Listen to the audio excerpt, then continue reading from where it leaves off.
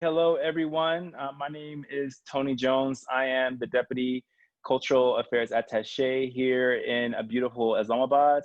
I want to thank you all for joining the U.S. Embassy tonight, as well as the American Institute of Pakistan Studies for the second in a series of 6 presentations on U.S. history and culture. We really hope that these presentations will help you all prepare for the prestigious civil service exam. Right now, I know it's a very difficult time around the world. So we also hope that you and your families are safe and healthy. But I also would like to remind everyone here in Pakistan to wear your face mask, to stay 6 feet apart from each other, as well as to wash your hands frequently. Now, I would also now like to turn it over officially to Dr. Farhat Haq, the Executive Director of AIPS, to continue this wonderful program. Thank you very much, Tony. So it is my pleasure to introduce our second speaker, Professor Andre Audette, who is a professor of political science at Monmouth College in Monmouth, Illinois. His specialty is American politics. And within that, his main teaching and research areas are focused on political behavior, identity politics, and political inequality. He's a colleague of mine here at Monmouth College, and I have observed him in classroom setting, and he's an outstanding teacher and mentor of students here. It is too bad that there is this limit in terms of Zoom presentation that we can't have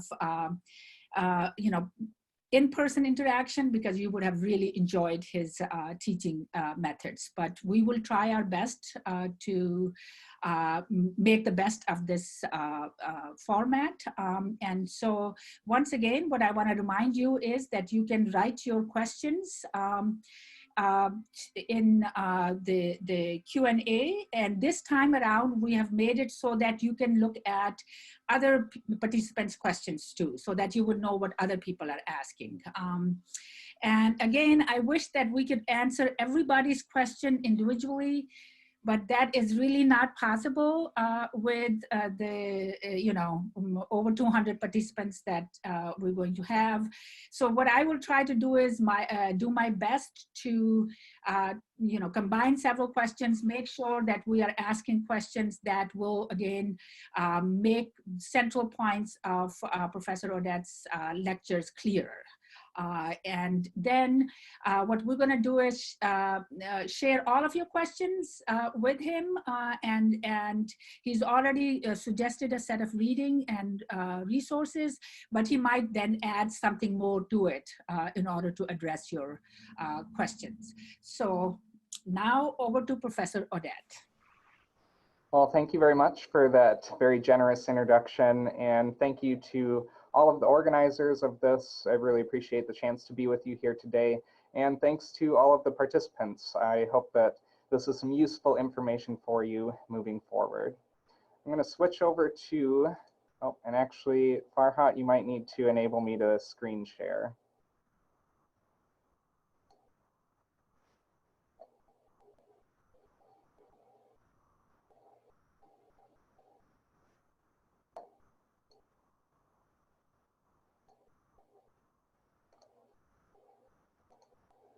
All right. So here today we're talking about the U.S. Congress and its mandate. You get a lovely image of the United States Capitol building. This is where most of the action of Congress occurs on a day-to-day basis. Although with the pandemic going on right now, they have actually shifted a lot of their work online.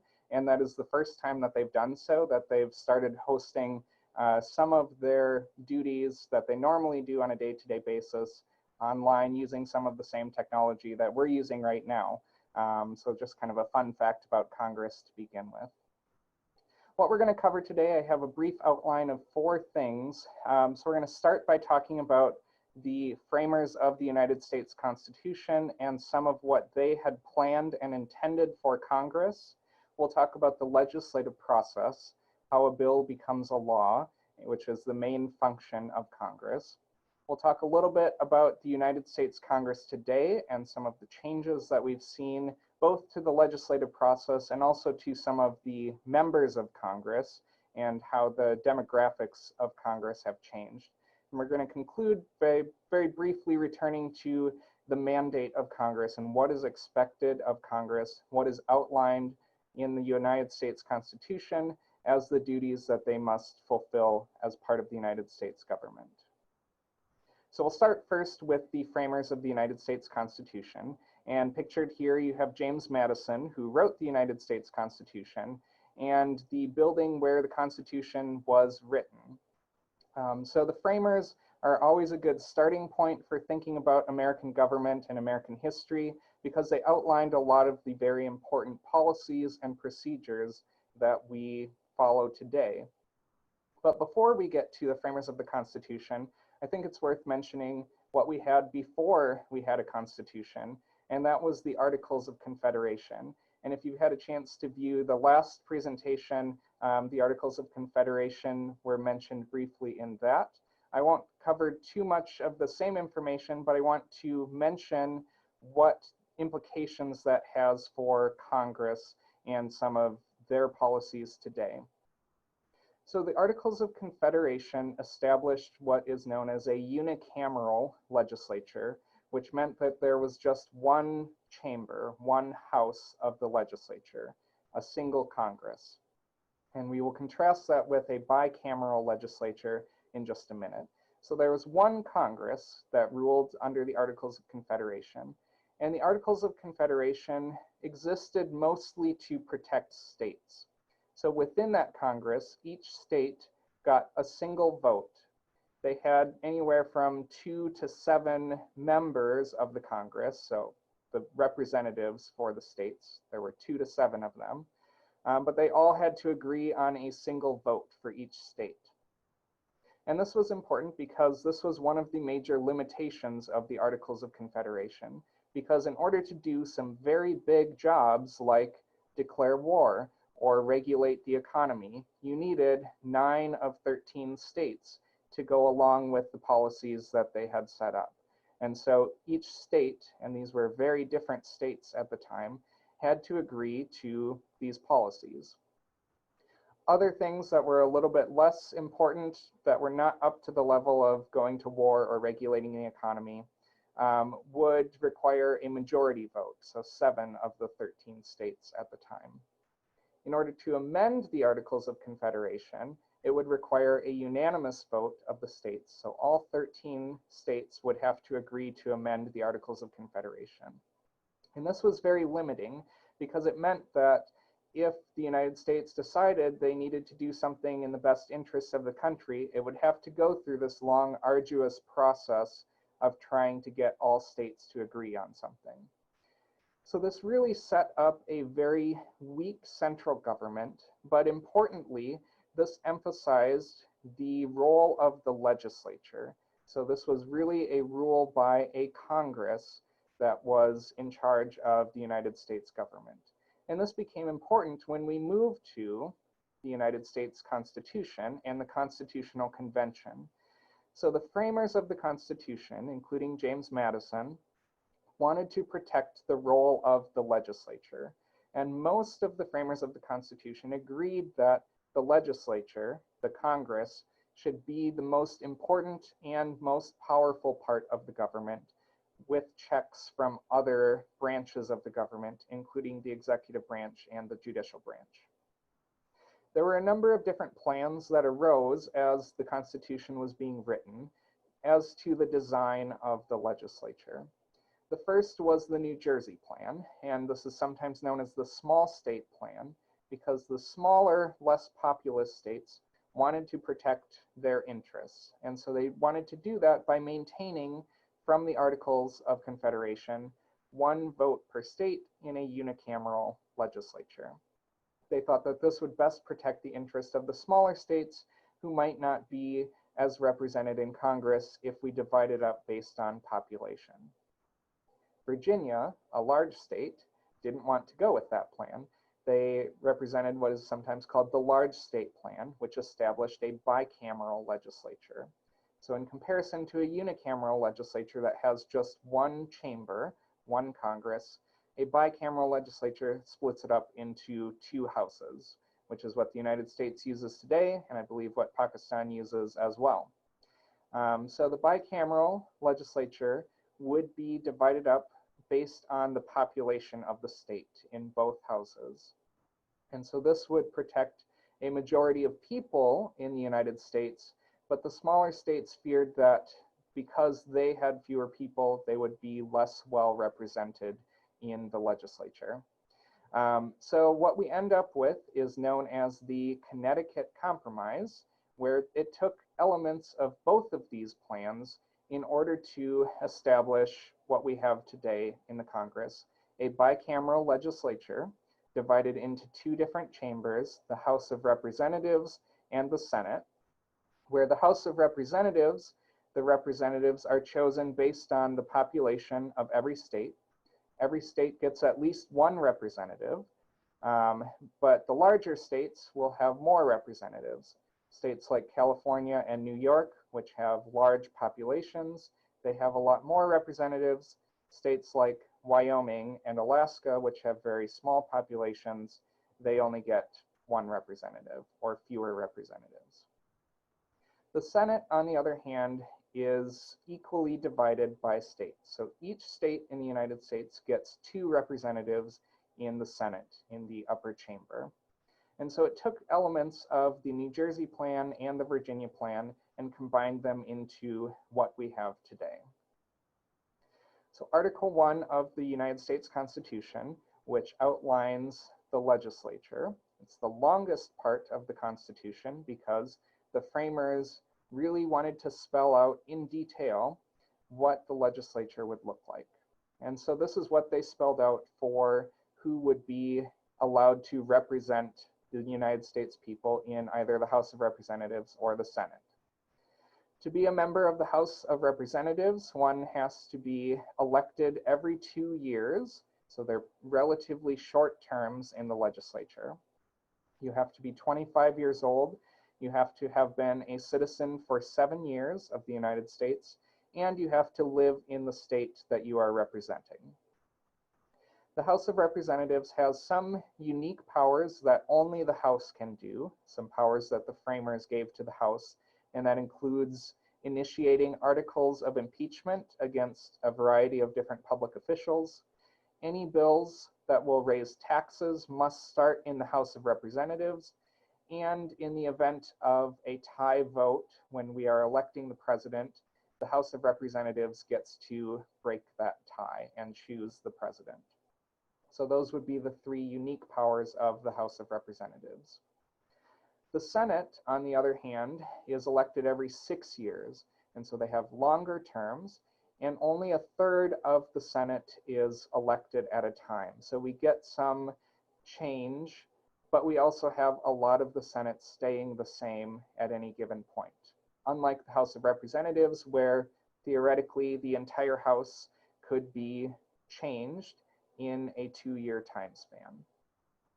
In order to be a senator, one must be 30 years old, they must be 9 years a citizen, and they must also reside in the state that they are representing. They also have a few unique powers. So the House of Representatives will start articles of impeachment, and then the Senate has the power to try those articles of impeachment to determine if a public official should be removed from office. They must also approve treaties that would be arranged by the president. So they must give confirmation to any treaties that the United States is a part of, and any appointments that the president would make. And this would include appointments to the Supreme Court and to a variety of different government positions in the cabinet and in other areas of the government. And then finally, in the event that there is a tie for the presidential election, they would elect the vice president of the United States. Now, the framers of the Constitution, the reason that they gave different qualifications and different time spans to the House and the Senate, if we look at the Federalist Papers, which were written by John Jay, James Madison, and Alexander Hamilton, some of the very important founding fathers of the United States. They set up the legislature where the House of Representatives would be known as the responsive portion of the legislature, meaning they should be able to respond directly to the people. And that is why they have short terms of office. They're only elected for 2 years because they need to be very responsive to the people. And if they're not responding to the interests of the people, then they're not going to be reelected. On the other hand, the framers of the Constitution designed the Senate to be known as the responsible branch of government, so that they did not have to respond directly to all of the interests of the people. They could sit back, they could think about things, they could deliberate, and sometimes they could go against the wishes of the people if it is in the best interests of the country. And so that's why they established a 6-year term of office, so that even if they have to cast a difficult vote that goes against the wishes of the people, they can wait it out and may not face as difficult of a re-election 6 years down the line. Additionally, according to the Constitution originally, the House of Representatives, the representatives would be directly elected by the people. The Senate, on the other hand, was not directly elected by the people. They were elected by state legislatures. And so this was another sort of separation from the American people to give them more room to be that responsible branch of the legislature. That was eventually changed when the Constitution was amended, and so now senators are directly elected by the people, although they still have 6-year terms for office. Congress has a number of powers that are explicitly granted to it by Article 1 of the Constitution. These are just some of them, but these are very big powers. So if we contrast these powers to some of the other branches of government, Congress does play a very expansive role. So they have the power to raise and collect taxes, which was one of the major issues with the Articles of Confederation, the difficulties of having a state-based system instead of the Congress today. They can impose a standard currency, the United States dollar, and that is regulated by the United States Congress. They can also regulate the economy and pass a variety of different bills related to the economy.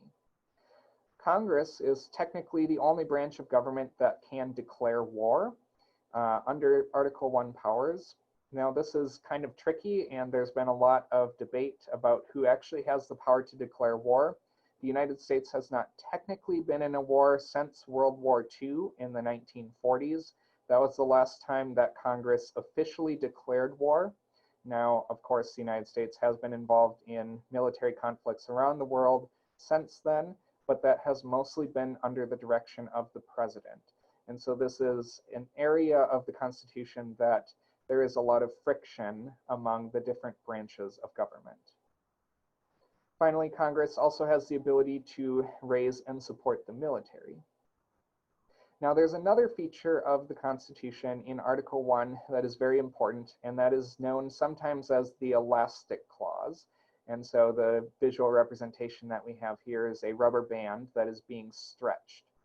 And what the elastic clause tells us is that Congress can do, and they can make laws that are necessary and proper in order to fulfill all of these different jobs that the Constitution gives them. And they are the only branch of government that has an elastic clause where they can make a variety of different laws in order to fulfill their constitutional function. Other branches of government do not have that. They are limited, more limited to the powers that are given to them in the Constitution.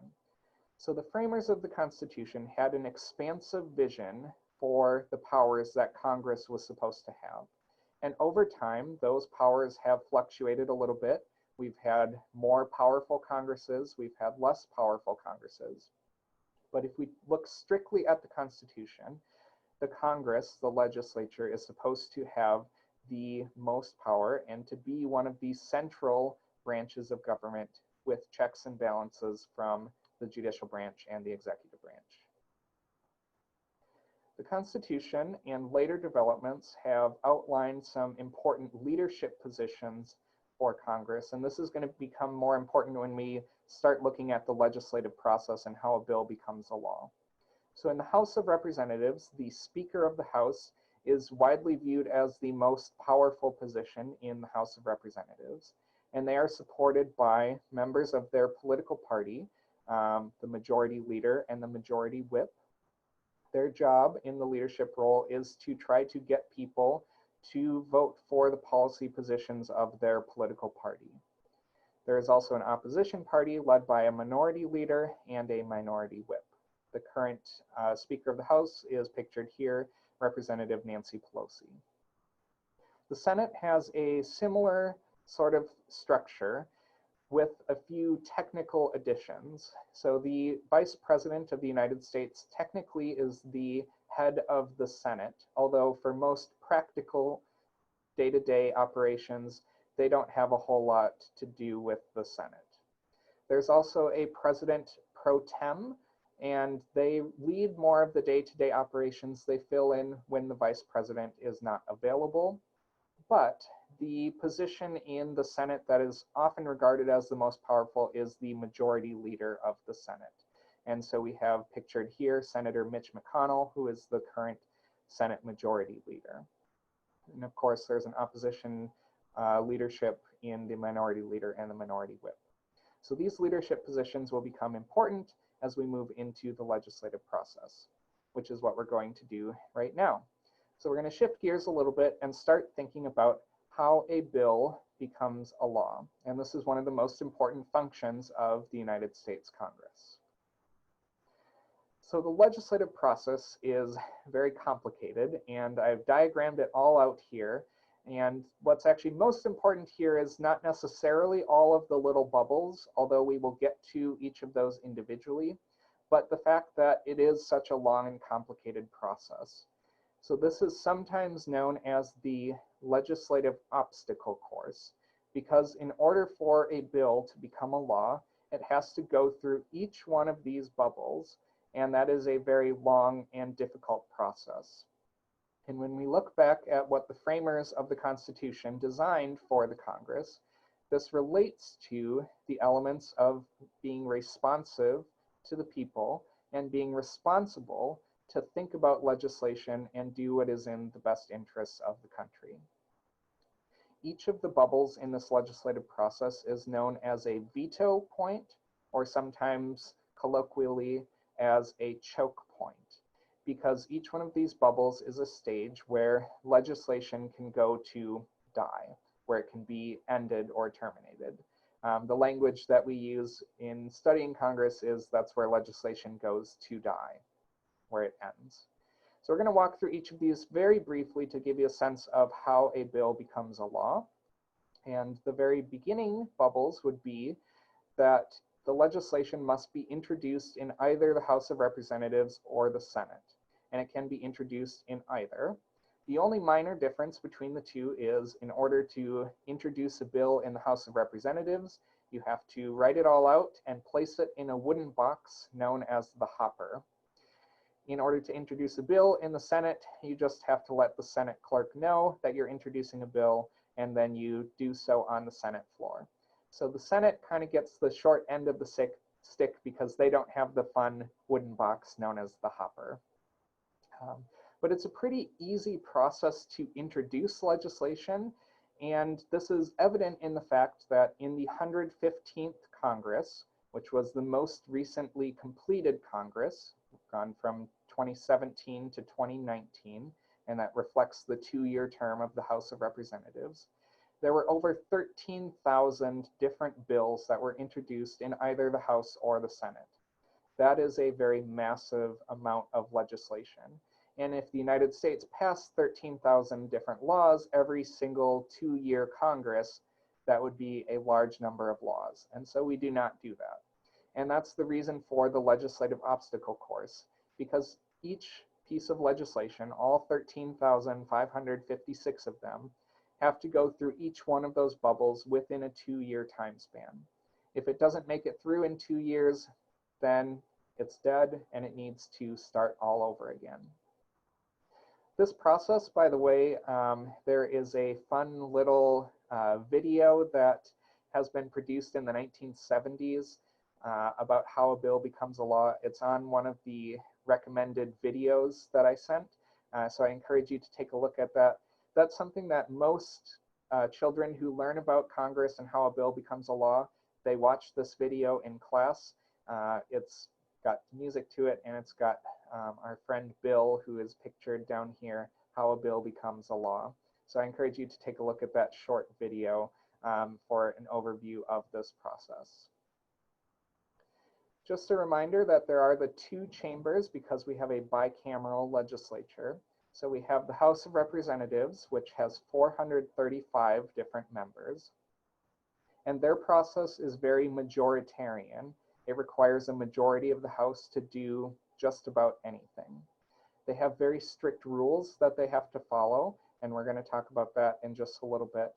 And here, political parties are especially important because the parties are the ones who get a majority of the representatives to back or to pass a certain piece of legislation.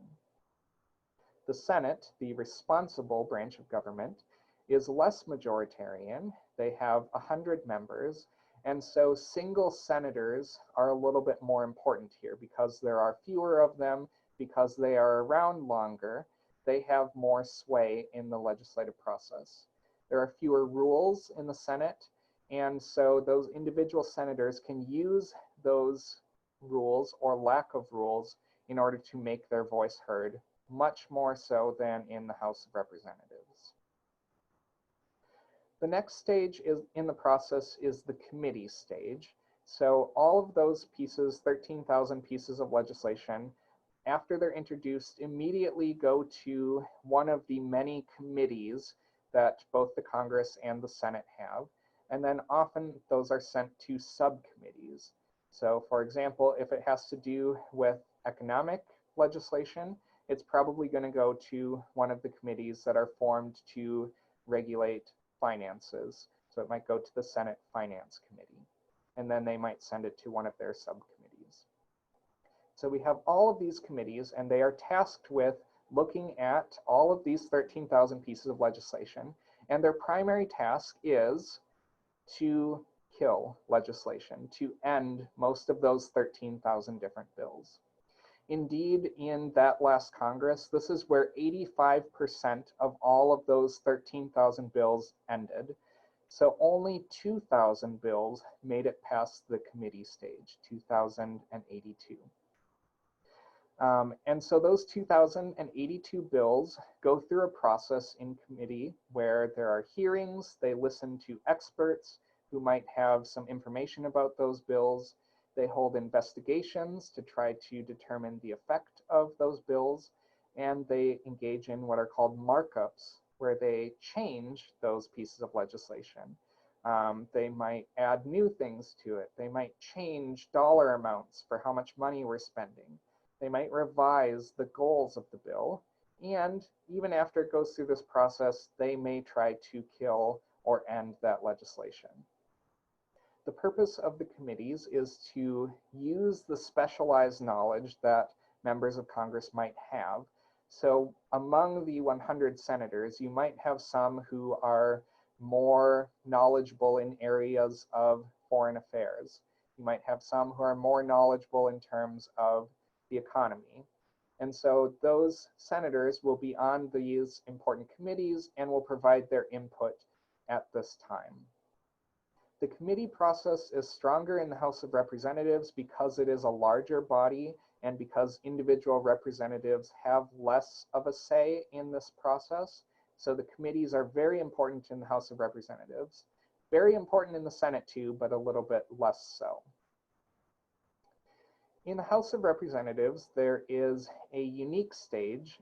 So there's only one bubble in this section here, and that would be the Rules Committee.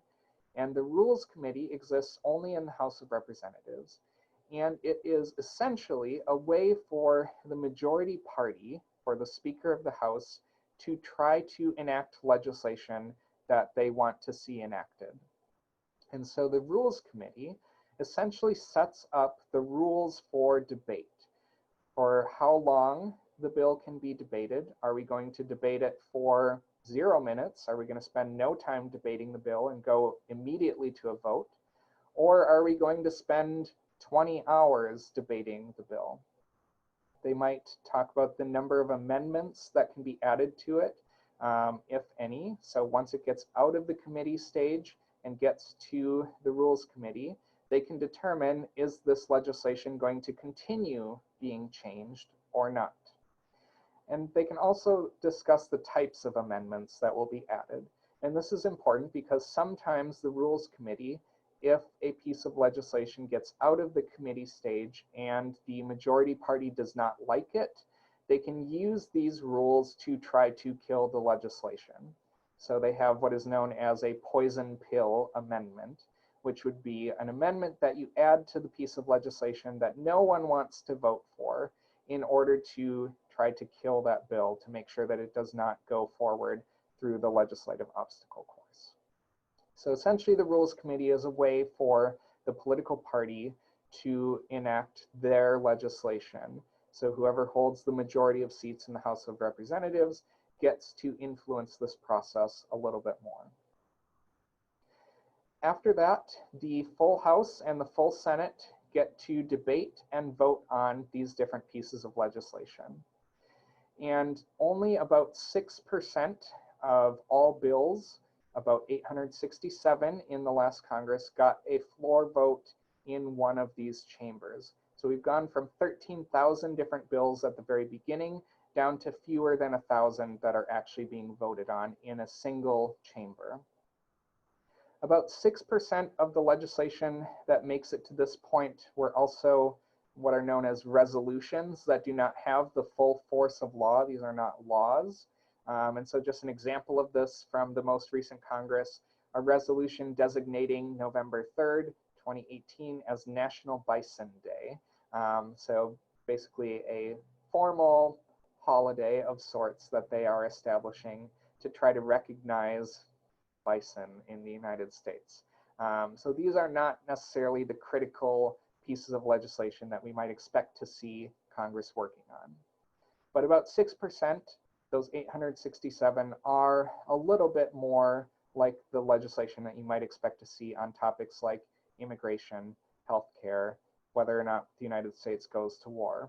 And so these are some of the bigger pieces of legislation.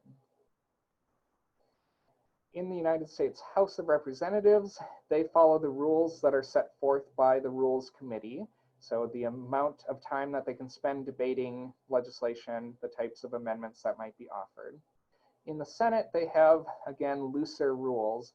And so they technically have unlimited debate. They could spend the entire 2 years of the Congress looking at a single piece of legislation. They don't do that, but they technically could. And so single legislators in the Senate can have an enormous influence on this process by using a technique known as the filibuster. They can try to debate a piece of legislation through this unlimited debate by talking and talking and talking and talking. And so we have an example of that right here. Actually, the longest filibuster in the United States history was by Strom Thurmond. He was a senator, and he was trying to block some civil rights legislation. And so he would stand on the Senate floor, and he would do things like read out of a phone book. We've had senators who read children's books on the Senate floor. Anything to try to prolong or add time to the debate and slow down the process. And the only way that we can stop those senators from talking and holding up the process is by invoking cloture. And cloture requires a supermajority of the Senate, 60 out of the 100 senators, in order to stop that person from talking, in order to continue the process. So if an individual senator really wants to stop a piece of legislation, they might employ a tactic known as the filibuster. And we've seen more and more of this in recent United States history. So this is just another example where the Senate is supposed to be responsible, where they think through things, and they may not be as responsive to the wishes of individual districts and the United States people. If a piece of legislation does pass through one chamber, there are three possibilities. It could be passed by the other chamber, in which case it would head to the president. It could be defeated in the other chamber. So if a piece of legislation is passed by the House of Representatives but not by the Senate, then it essentially dies. Those two co-equal branches, we must get consent from both the House and the Senate in order for a bill to become a law. What is most common is that it might be passed in one chamber in the House of Representatives and in the Senate, but the versions might look a little bit different. And in order for a bill to become a law, the versions must look exactly the same. So at this point, even if it has passed both chambers, we must reconcile those differences between the House and the Senate. In this case, it would head to what is known as a conference committee. And the conference committee is sometimes called the third house of Congress because this is where a lot of those differences are worked out. And this is a temporary committee, and it is made up of people from both the House of Representatives and the Senate, and they are assigned by the Speaker of the House in the House of Representatives or the Majority Leader of the Senate to try to work out those differences. And so oftentimes this will be people from the important committees that have looked at these different policies. Sometimes it will be a very large committee. So we had one piece of legislation, the Clean Air Act, that had 130 different people from both the House of Representatives and the Senate that were trying to work out those differences. And so sometimes this can be a very long and difficult process in and of itself. But if it does make it out of the conference committee, then it goes back to the House of Representatives and the Senate for their approval. So they have to vote on this piece of legislation that they've worked out the differences. And again, we may see both the House and the Senate trying to change this legislation. So it's a very long and difficult process. If they do both agree and pass this legislation, then it leaves Congress and goes to the president. And keep in mind, again, they must pass it in identical form here. So in the most recent Congress, 443 bills, or only about 3% that were proposed at that first stage, were passed identically by both chambers. So we've gone from over 13,000 down to fewer than 500 bills that are passed in this legislative process. Once it reaches the president, we're actually leaving Congress a little bit here. The president has the ability to either sign or veto to say no to the bill. If Congress is in session, the president has 10 days to make that choice. If Congress is not in session, the president has something of a third option that's known as the pocket veto, where the president just does nothing. And by default, then, after those 10 days have passed, the bill is vetoed and it actually dies completely.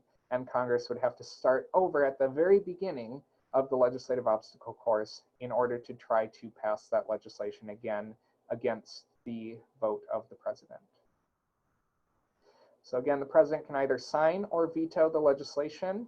Congress does have the ability to override a veto if the president says no, but it requires an even larger vote in both houses. It requires a 2/3 vote in both the House and the Senate. The 115th Congress was somewhat unusual in that the president did not exercise the veto power at all. In more recent years, typically the president will veto anywhere from 1 to 10 pieces of legislation that Congress would then have the ability to override if they wanted to try to go through that long process of getting a 2/3 majority. So of the legislation that is enacted in the 115th Congress, we did have 443 laws that were passed, and that is 3% of those 13,000 that started at the very beginning. And I've gone through and looked at all of those different laws that were passed, and 106 of those pieces of legislation were to rename post offices or other government buildings.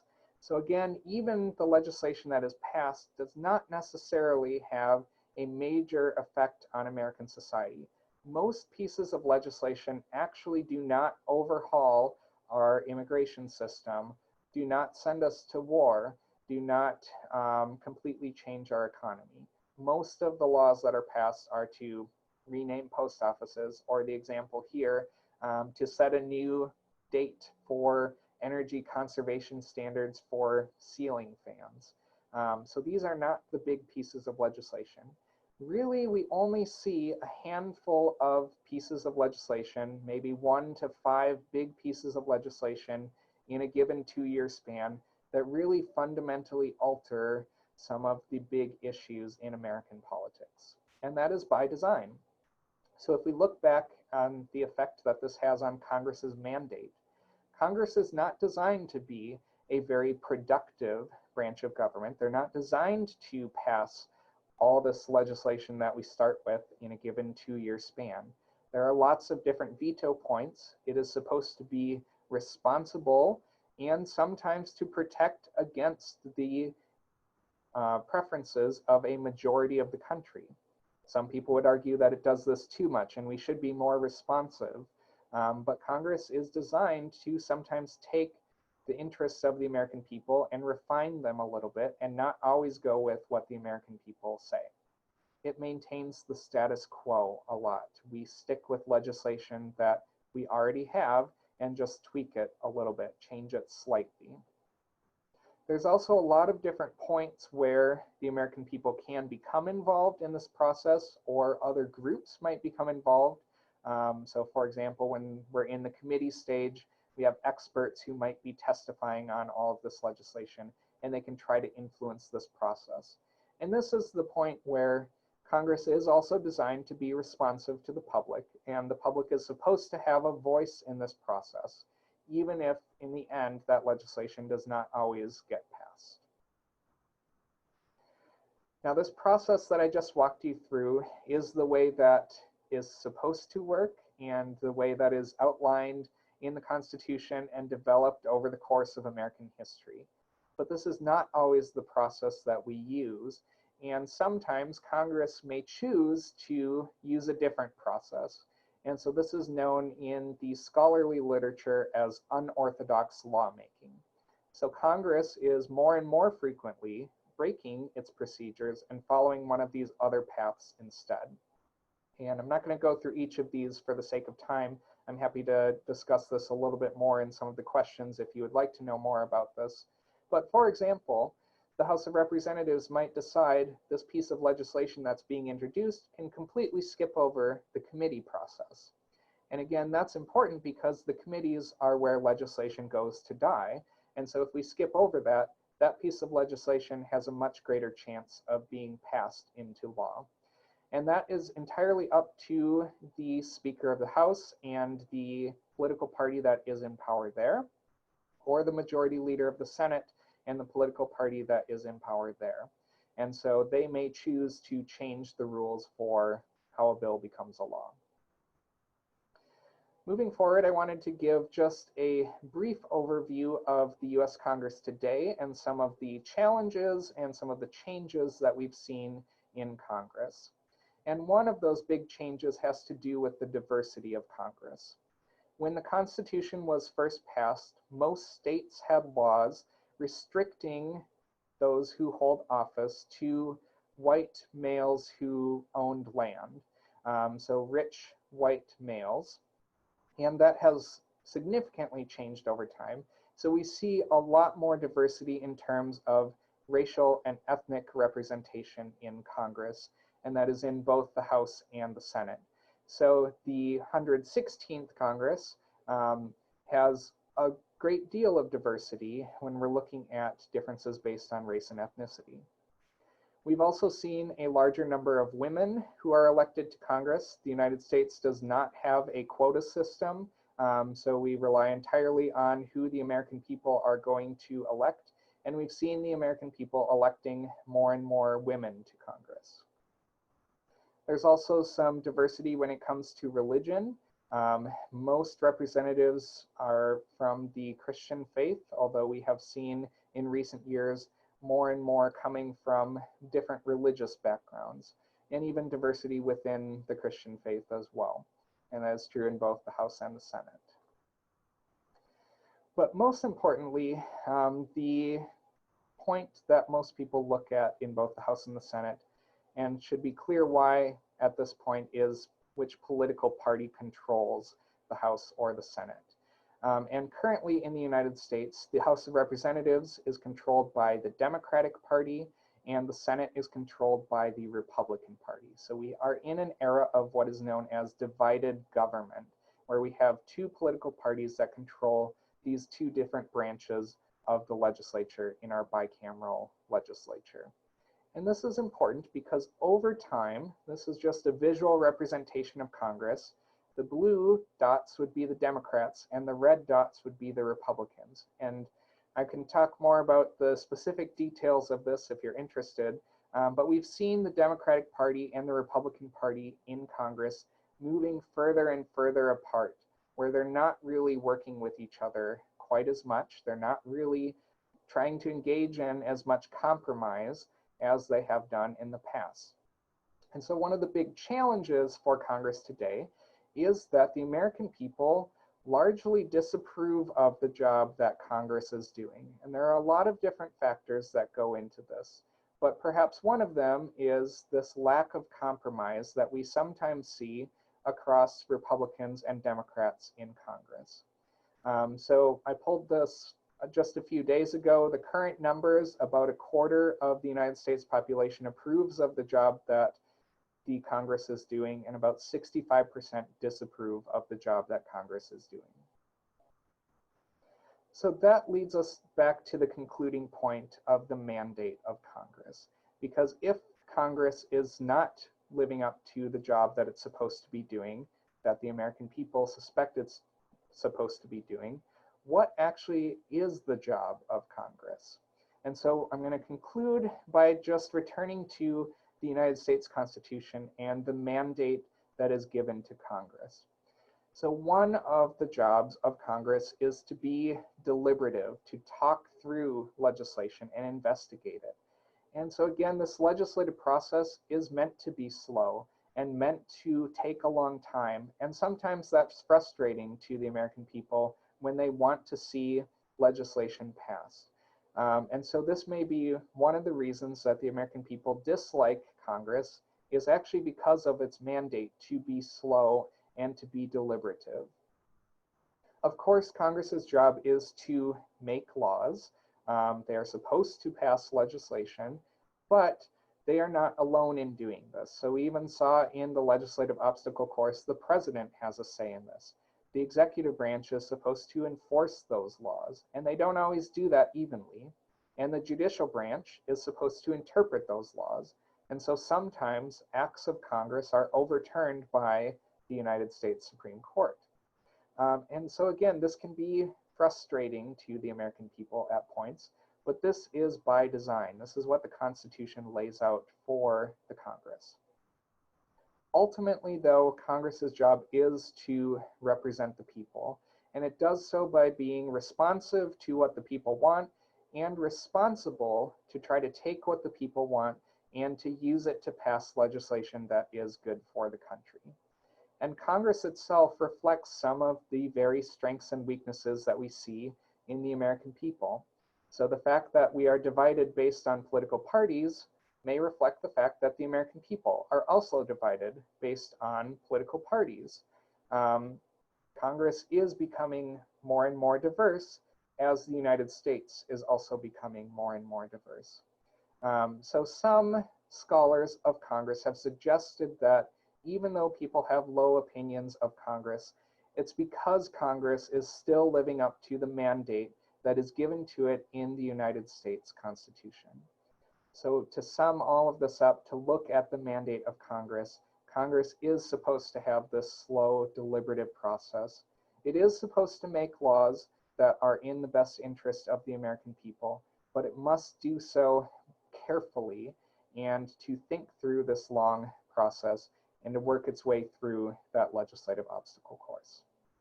So at this point, I will stop here and turn it over to any questions that you might have at this point. Thank you very much. Thank you very much, Professor Audette, for this excellent presentation. You have covered a lot of ground in a very short period of time.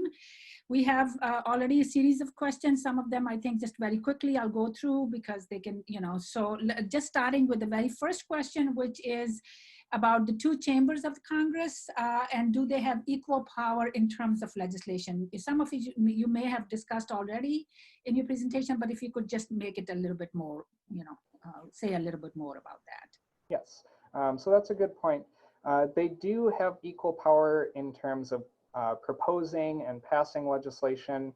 Really, there are no major differences between the two other than those few exceptions where if, for example, Congress wants to raise taxes, that would have to originate in the House of Representatives. If we're looking at passing a treaty or confirming appointees, that would be the purview of the Senate. But beyond those minimal exceptions, they really are designed to be co-equal branches, to have equal powers in terms of proposing and passing legislation. So even though the process is a little bit different in both of those chambers, they are designed to have equal powers when it comes to making legislation. Thank you, Professor. Another question has to do with the fact that the congressional term is only 2 years, and this questioner asked, isn't that not adequate for proper functioning of the House of Representatives? And isn't it that they're always then in re-election mode and that takes away from effectiveness? Yeah. So this was something that the framers of the Constitution debated at length when they were designing the Constitution. They went back and forth. Some suggested that maybe we should have only a 1-year term. Others suggested that the House of Representatives should have up to a 6-year term or even longer, much like the Senate. And what they came back to was, at the time, a 2-year term was enough time for them to get some work done on legislation without having to face election immediately. Now, some people are critical of that, and indeed some political scientists are critical of that because with the development over time, we have new technology, and representatives are expected to be interacting with their constituents all the time. Some people have said, as this question raises, that they're always in election mode, that they always need to be thinking about election. And that is a real concern when we're trying to think about passing legislation that might be in the interest of the country, but may not be very popular among the American people.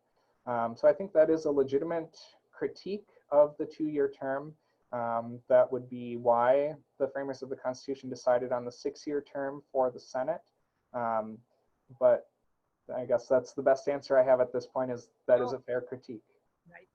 Okay, so another question very quickly, it's about what does majority whip and minority whip means? If you could, sure. Yeah. So the whip position in the House and Senate is essentially designed to count votes and to get people to vote for legislation that is in the interest of the party. So say, for example, the Democratic Party wants to pass a law related to healthcare, then the Speaker of the House is going to task the majority whip with trying to get all of the Democrats in Congress to vote for this piece of legislation. Some of them may have concerns about the legislation. They may want to see some changes. They may live in a district where it might be unpopular for them to vote for that piece of legislation. And so the whip's job is to try to get them to vote with the political party and to be the go-between to perhaps change some legislation, to try to convince them, maybe they have to go out golfing together and talk about why this is an important piece of legislation for the political party. So the whip's job is, and actually the reason they have the name is because they are supposed to whip people into line in order to get them to vote with their political party.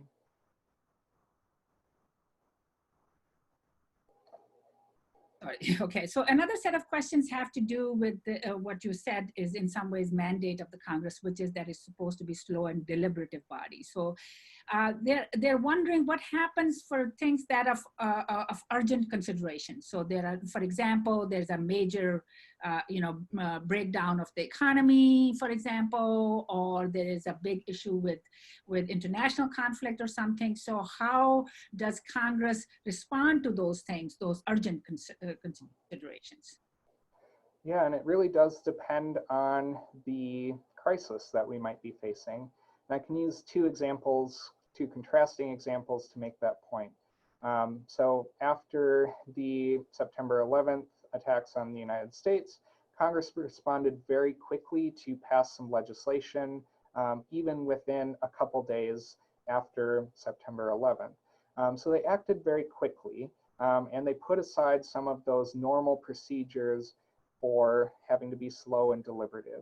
And so if there is an issue where both political parties can agree, they can actually at times act very quickly. And that's not to say that that's always the best thing for the country. Sometimes we do need to be deliberative even in these crisis situations. But to take another example, more recently, the United States was trying to think about how to deal with the coronavirus pandemic and the major effect that it has had on our economy.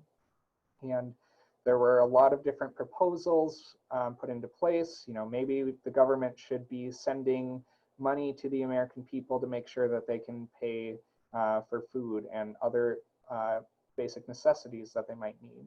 And there was a lot of division from the political parties. They couldn't always agree on what we needed to do. And so they did eventually pass some legislation to respond to the pandemic, but it did take a little while to come up with a proposal that was agreeable to both political parties. So when it comes to these times of crisis, it really does depend on the issue and how much the political parties are willing to compromise in order to come up with a piece of legislation to respond to those particular events. Okay, thank you. So another set of questions have to do with the role of committees in Congress. So participants are wondering about the membership of these committees. Do they have experts, for example, on these committees? And what sort of what are the functions of this committee? How important are the committees? Right. Well, that's a great question, because committees are really where the work of Congress gets done, where they take legislation in its raw form when it's first proposed, and they try to work it into a different piece of legislation, work through the process of adding things and subtracting things. And that does require a little bit of expertise.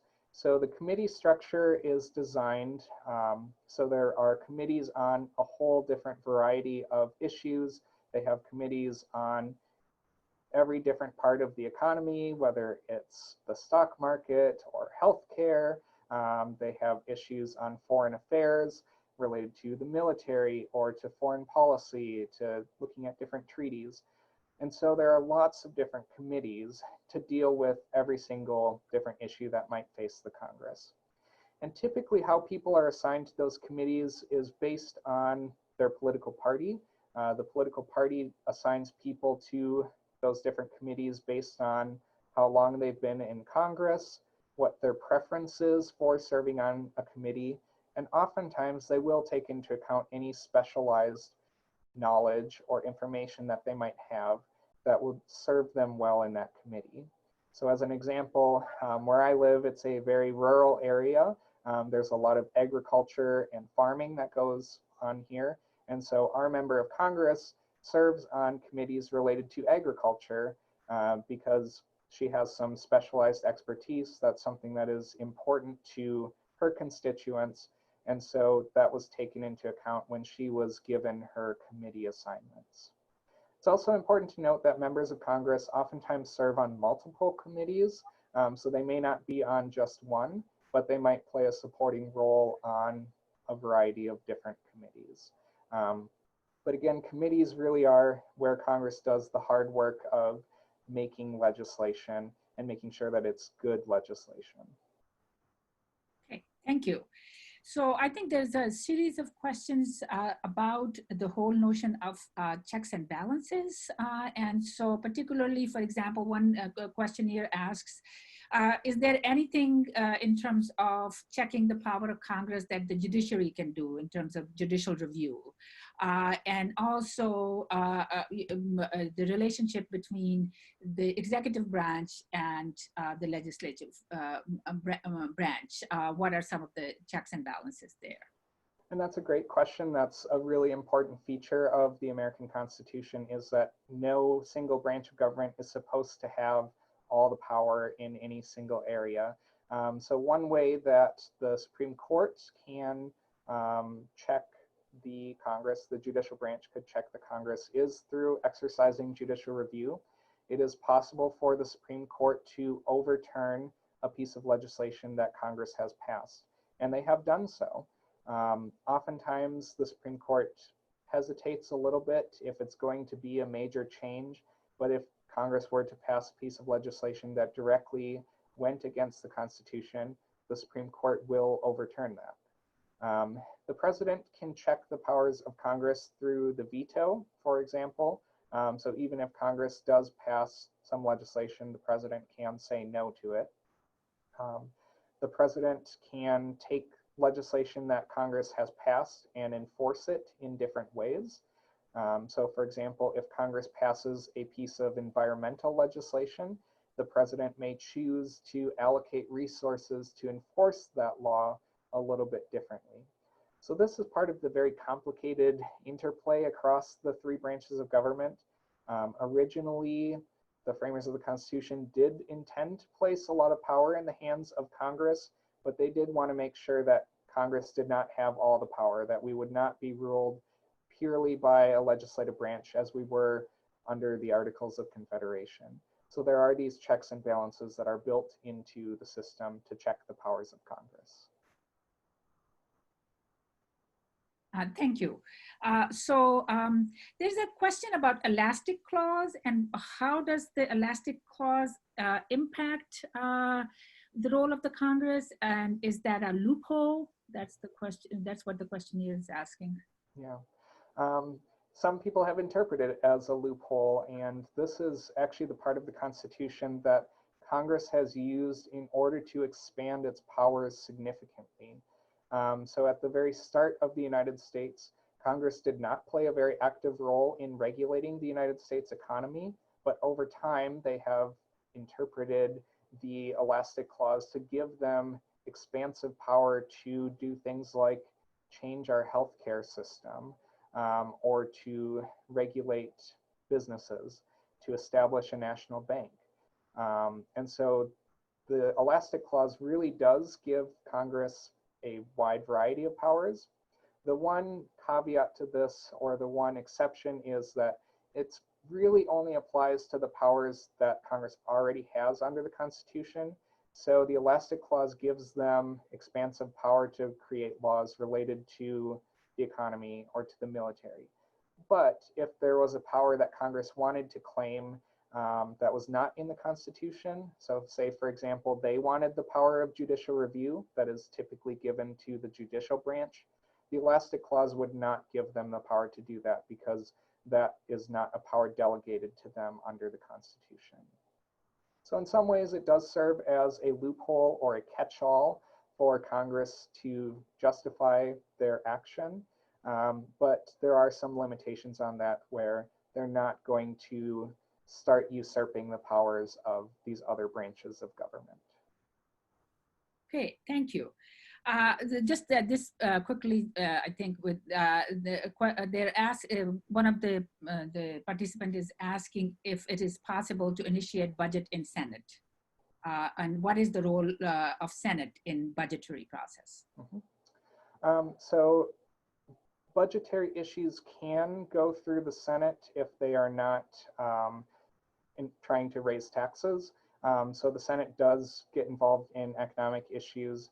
And indeed, even when the House of Representatives has to start with laws that are going to raise taxes, the Senate still has to take up those same pieces of legislation. Any law that raises taxes has to be passed by both the House and the Senate. And so if the House of Representatives wants to initiate one of these laws, they can work their way through the process, but the Senate may feel differently. And if they do, then that law is not going to be passed. Then we need to work out the differences between those different branches of government. So even though the Senate cannot initiate laws that are going to raise taxes, they are still very, very involved in budgetary issues. They have committees related to finances and the budget.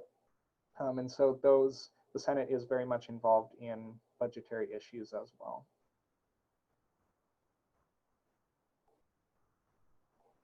Another set of questions have to do with the role of lobbyists in the legislative process. How powerful are they? And overall, what is their impact in terms of the quality and quantity of lawmaking that we see? So the legislative obstacle course, it does open up a lot of different areas for lobbyists to become involved in the process. Some of them may be useful at the stage of introducing legislation. So some lobbyists will say, here is a piece of legislation that we would really, really like you to enact. They themselves can't propose the law or introduce it to Congress. They would have to get a congressperson to do that. But we have seen instances where lobbyists have been very effective in getting congresspersons to introduce legislation. Lobbyists are involved in the committee stage as well. They're trying to influence those legislators and their thoughts on it and try to insert new parts of the legislation that might be favorable to the organizations that the lobbyist represents. So they might be involved in that stage. They might be involved when Congress is voting to try to influence how different representatives will vote on that piece of legislation. So there are lots of ways for lobbyists to be involved.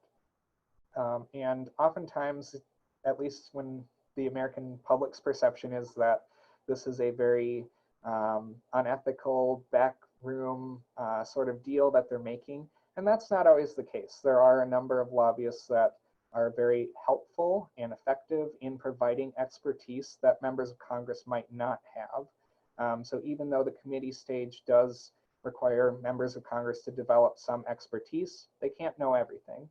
And lobbyists can help provide them information that they might not otherwise have to produce a better piece of legislation. Now, of course, there are also the less ethical things that we've seen over the course of American history where lobbyists will use their influence to try to persuade legislators to support their means and then return that with campaign donations. There have been a number of laws put in place to try to stop those behaviors. And I would say our system now is a lot more protective of the process to make sure that lobbyists do not have too much influence or that they have the right amount of influence on the process. It's also important to note that lobbyists work in a number of different ways. So sometimes they will try to change the votes of members of Congress, but sometimes they will want to reward them for votes that they make that they might have otherwise made.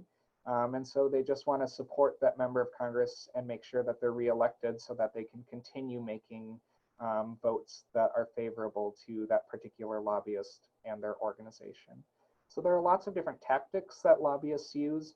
And so they are sometimes influential in the process, but they still have to do so within the rules and the confines of the legislative obstacle course. Okay, well, that creates an opening for me to ask a fun question. One of the participants is wondering about the Netflix series House of Cards and how representative that is of Congress or just political process in U.S. So I love that show. It's an entertaining show, but it's mostly that it's entertainment. I think it does reflect some truth of the United States Congress. There are a lot of pieces of legislation that require members of Congress to go behind closed doors and discuss things, to have very frank and difficult conversations.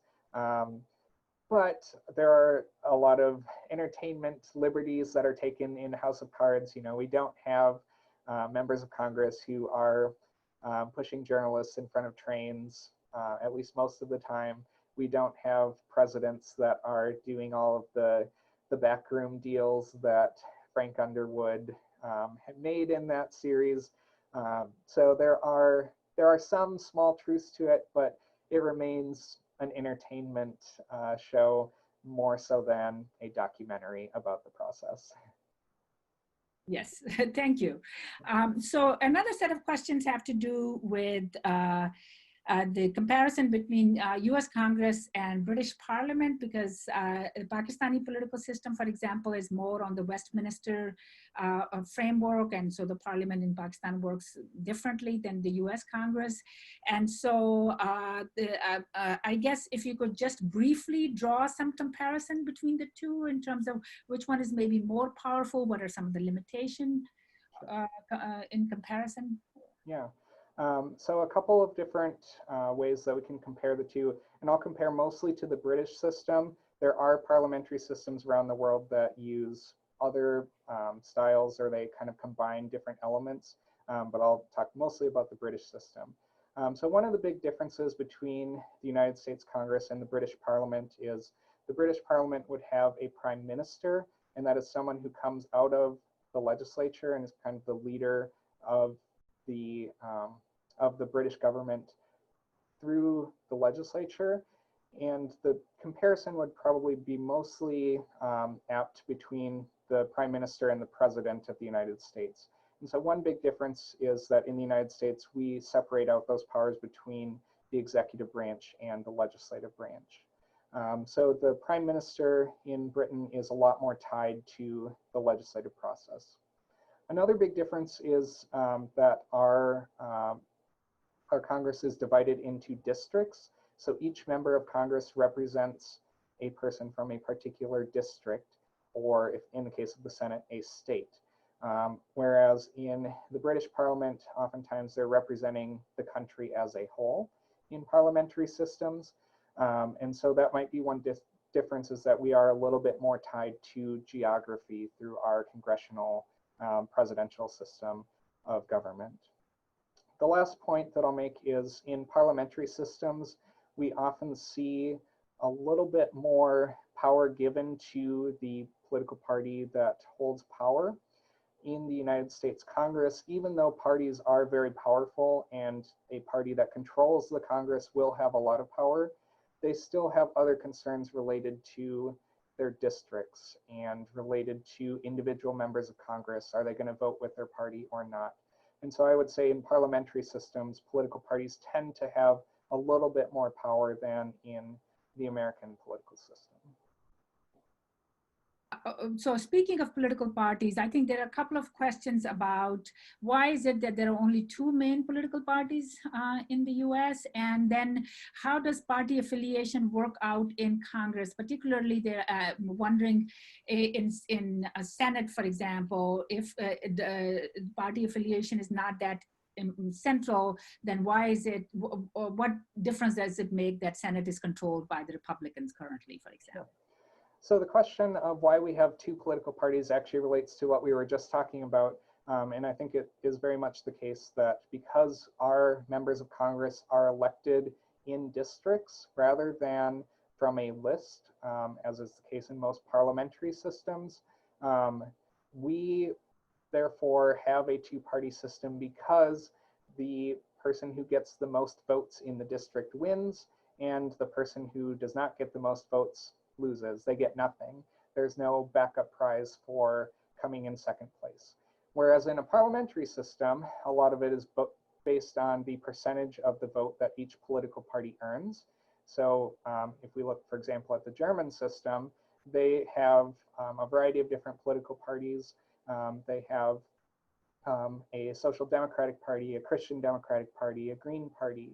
And if the Social Democratic Party gets 26% of the vote, they get 26% of the seats in the legislature. The Green Party might only get 5% of the vote, but then they get 5% of the seats in the legislature. So they actually, these smaller parties do have the ability to gain representation in Congress. Whereas in the United States, if our political parties split up, so say, for example, we have the Democratic Party and the Republican Party, if the Republican Party were to split into two different parties, a conservative party and a moderate Republican Party, they would never win anything because they would always be competing between those two sections of the Republican Party, and the Democratic Party would always get the most votes. And so it makes sense for those two parts of the Republican Party to form together into one party in order to, they may have to make some compromises, but it would be better for them than electing Democrats who they would disagree with ideologically. So this actually has a name. It's known as Duverger's law.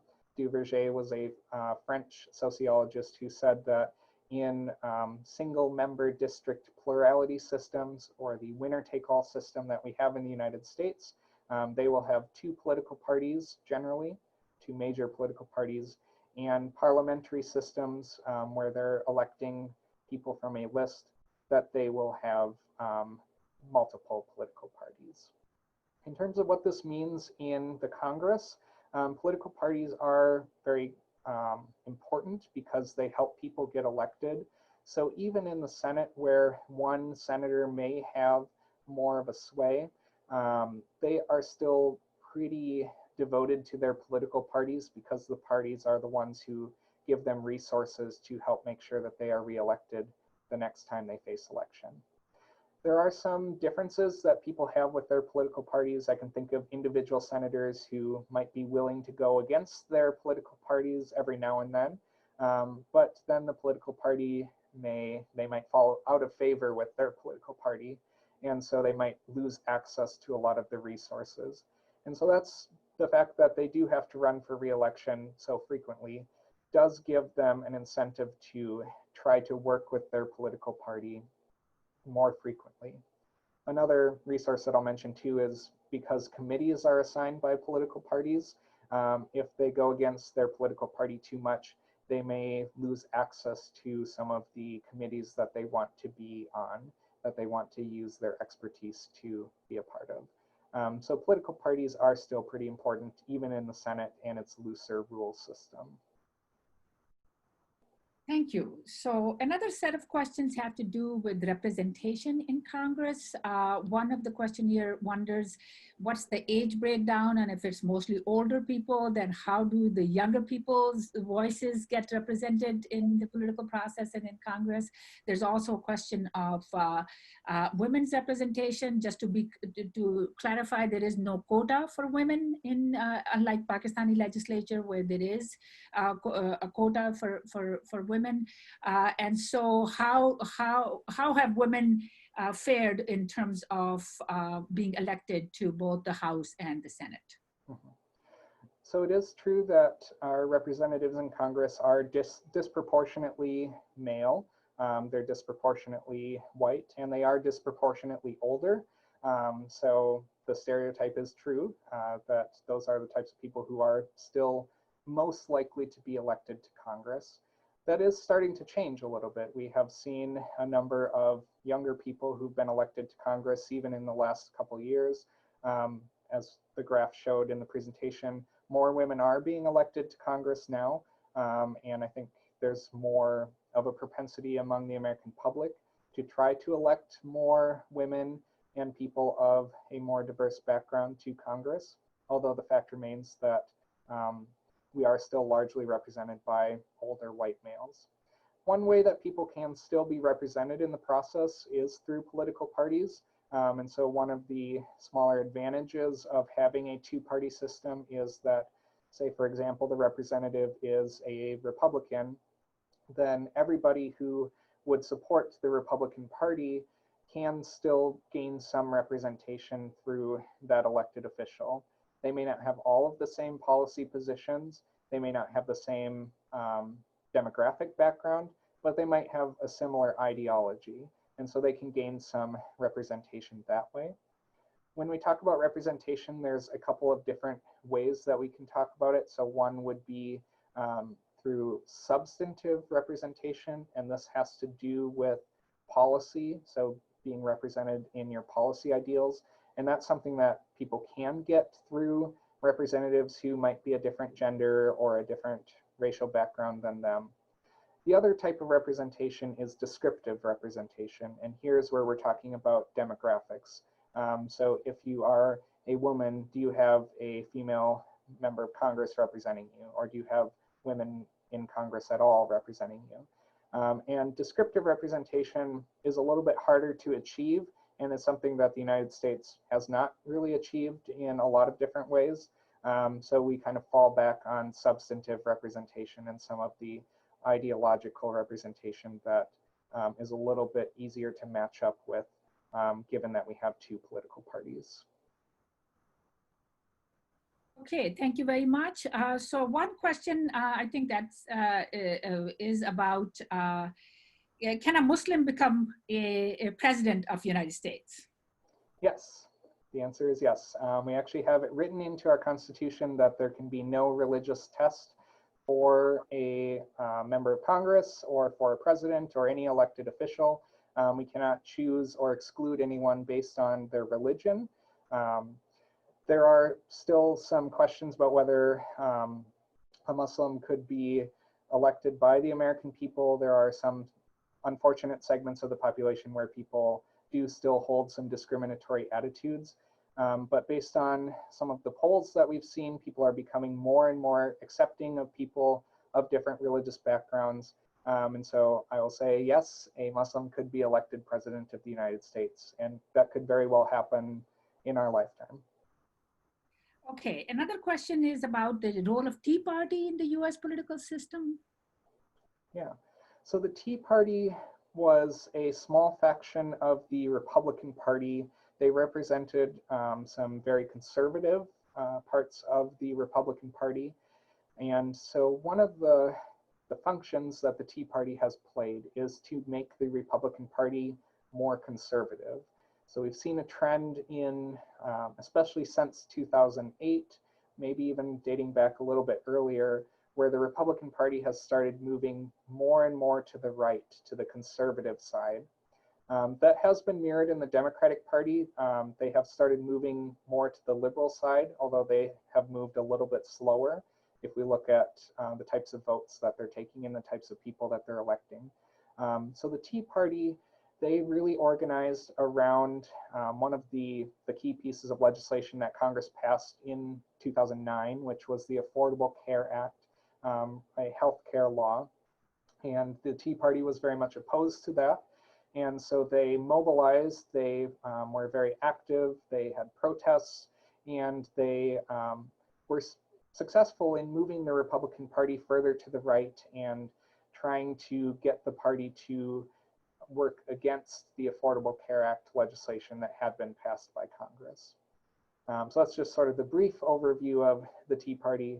We don't talk as much about the Tea Party nowadays because the Republican Party has moved further to the right and adopted some of their ideals, although many of the people that were active in the Tea Party a couple years ago are still active in Republican politics today. Okay, thank you. I think we have covered most. Maybe one last question, because we're also coming down to the end of our presentation here, and that has to do with something that you will probably be covering again in your second presentation. But this relationship between the president and Congress, and when the president gets frustrated with Congress, president issues executive orders, and what does that do in terms of checks and balances? Yes, the president often will get frustrated with Congress, even if they are of the same political party, because of the institutional structure of Congress, because they're slow and deliberative. Sometimes they don't move at the same pace that the president wants them to do.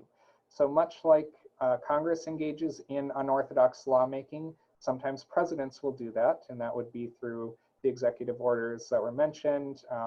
They might use what are known as signing statements. They can engage in, or they might try to work through the bureaucracy to try to change legislation. So the president does engage in unorthodox lawmaking as well, because they sometimes get frustrated with Congress. A lot of this has to do with the partisan breakdown as well. So if the president is the same party as, especially both houses of Congress, if we do not have an era of divided government, it's a lot easier for legislation to go past. And that's when I mentioned that there were no vetoes in the last Congress, that's because Congress was held by the Republicans and the presidency was held by a Republican. And so it was a lot easier for them to engage in the types of legislation that the president wanted to accomplish as well. This is a really difficult system of checks and balances, and there's always this tension going on. And the president, when they do engage in executive orders, sometimes that will be challenged by Congress, and the judiciary might have to get involved and say whether it was a legal executive order or not. Sometimes if the president is trying to change legislation that Congress has passed and not enforce it, that has been a matter that has come before the Supreme Court as well. So it is very tricky. Our system of checks and balances, we don't have a precise procedure for everything. And so sometimes we get these tricky and complicated issues where the president will do something or Congress will do something that seems to go against the rules, but sometimes they get away with it, sometimes they don't. And oftentimes that is where the Supreme Court steps in to try to interpret the Constitution for us and what is an actual function that the president can and can't do, what's a function that Congress can and cannot do. Okay, well, thank you very much for this wonderful presentation and in this question and answers. I think it just further illustrated some of the dynamics. And as you say, these are complex dynamics, but one way or another, for this long history of the United States, it has worked sometime, not perfectly, but it has worked. So thank you very much, Andre, or Professor Audette. And to our participants, just a reminder that our next presentation is on July the 20th, and it's going to be on the civil rights movement. As you know, that's a very important topic. And there's a lot going on in the United States right now that relates to that topic. The recording of this lecture, today's lecture, and a set of reading that is available on our Facebook page. So please watch it again. A couple of you said that you had some difficulty with audio, so you can go back and listen to it again. And thank you for asking your questions. I tried to get most of them answered. We will share your questions with Professor Audette, and you will have a set of reading that further deepens your understanding of Congress and its mandate. With that, I say goodbye to all of you, and please stay safe.